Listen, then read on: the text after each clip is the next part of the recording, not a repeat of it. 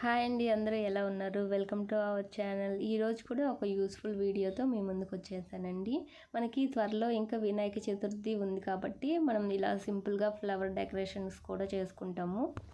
చాలా సింపుల్గా అండ్ తక్కువ టైంలో ఇలా ఫ్లవర్ డెకరేషన్ అనేది చేసుకోవచ్చు. మనకి ఈ ఫ్లవర్స్ కూడా ఎక్కువేం అవసరం లేదండి. తక్కువ ఫ్లవర్స్ని యూజ్ చేసి అందంగా డెకరేట్ చేసుకోవచ్చు. నాకు ఇలా ఫ్లవర్స్ తోటి డెకరేట్ చేయడం అంటే చాలా ఇష్టం. అప్పుడప్పుడు కొంచెం టైం ఉన్నప్పుడు ఇలా దేవుడి ముందు అంటే పూజా గదిలో కూడా ఇలా ఫ్లవర్స్ తోటి డెకరేట్ చేసుకుంటాను అందంగా.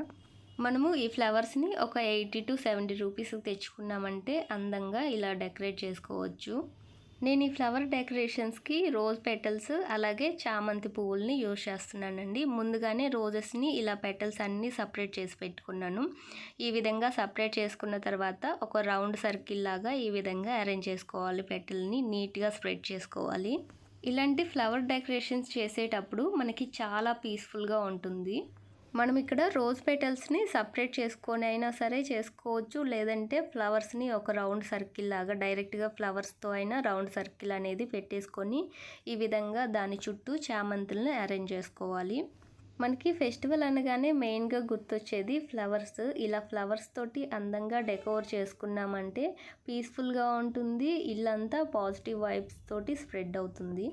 ఇప్పుడంటే మనం అన్ని ఫ్లవర్స్ని రియల్ ఫ్లవర్స్ యూజ్ చేయలేక అంటే మనీ అంత పెట్టలేక కొన్ని ఆర్టిఫిషియల్ ఫ్లవర్స్ కూడా యూజ్ చేస్తున్నాం. కానీ మన పెద్దవాళ్ళు మాత్రం రియల్ ఫ్లవర్స్తోనే డెకరేట్ చేసేవాళ్ళు పూజా గదిని. అప్పట్లో పొలాల్లో బంతిపూలు, చామంతి పూలు ఇలా ఏదో ఒక పూలు వేస్తారు. అలాగే ఇళ్ళల్లో కూడా మల్లెపూలు, సన్నజాజులు ఇంకా మందార పూలు ఇలాంటి పూలు ఏ ఒకటి ఇళ్ళల్లో వేసుకునేవాళ్ళు. ఇంట్లో చాలా ప్లేసే ఉండేది. ఇప్పుడంటే చిన్న చిన్న హౌసెస్ కాబట్టి ప్లేస్ కూడా తక్కువ ఉండేది. అప్పట్లో రోజా ఫ్లవర్స్ అనేది దొరకవు, కానీ ఇలా బంతిపూలు మిగతా పూలు ఏవైనా సరే ఈజీగానే ఇంట్లో అలాగే పొలాల్లో పెంచుకునేవాళ్ళు.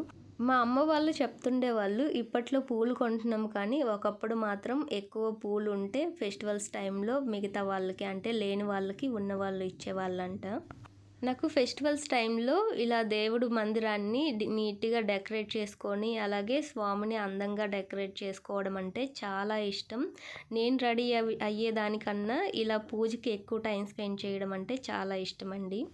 మనము ఇలాంటివి చేసిన స్వామి వారికి సేవ చేసిన రెండు సమానమే. ఇక్కడ నేను ముచ్చట్లు చెప్తూ మెయిన్ మ్యాటర్ మర్చిపోయాను. ఫస్ట్ ఇక్కడ రోజ్ పెటల్స్ తోటి ఒక రౌండ్ సర్కిల్ అంటే స్ప్రెడ్ చేశాను.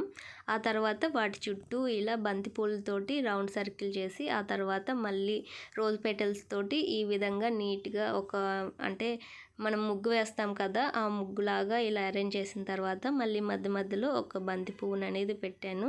చాలా ఈజీగా చూశారు కదా.